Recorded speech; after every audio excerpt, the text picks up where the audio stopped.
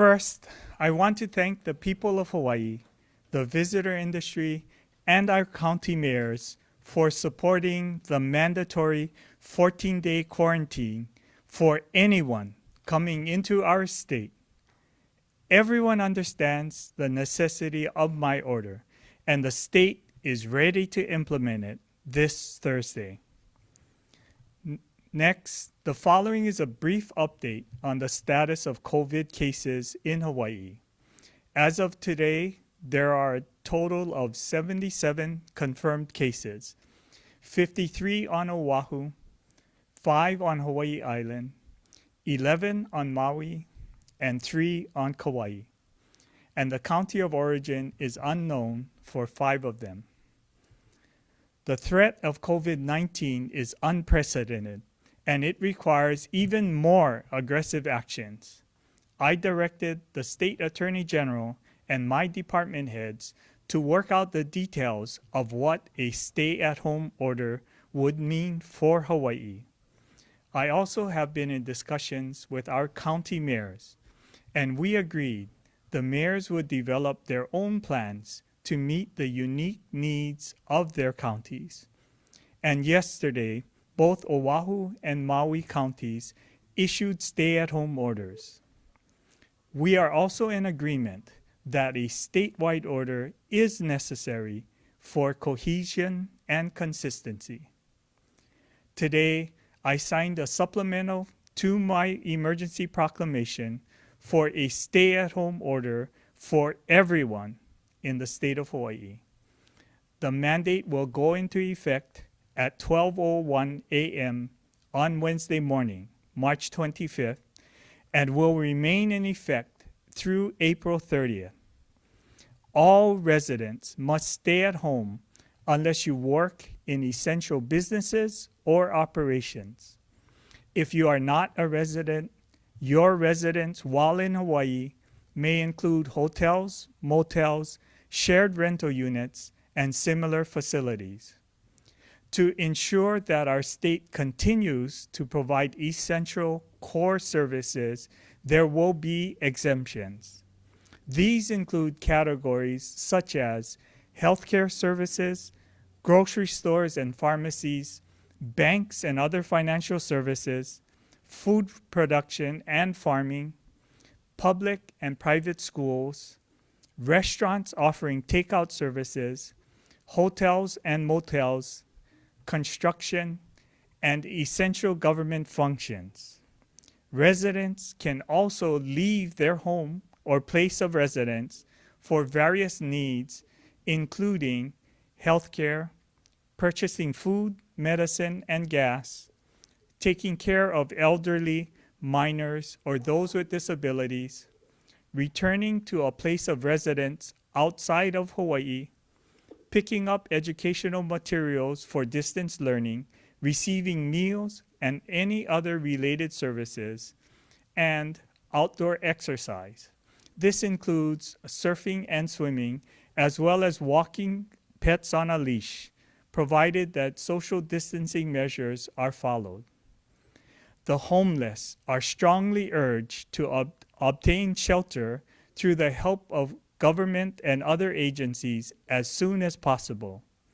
Non-compliance will be a misdemeanor, punishable by a fine of up to $5,000 or up to 1 year in jail, or both. These actions are extreme but necessary for us to flatten the curve and lay the groundwork for our recovery. If anyone has any questions about exemptions or want to request an exemption, they can email us at covidexemption@hawaii.gov. And if anyone wants to volunteer any ideas or resources to assist in the response effort, they can email us at covidkokua@hawaii.gov. In addition to this measure, I am also working on initiatives that provide economic relief to our community. Today, I am announcing a deadline extension for the Hawaii 2019 individual individual and corporate income tax filings and payments. The deadline is extended from April 20th to July 20th. Taxpayers do not need to do anything to participate in this tax relief program.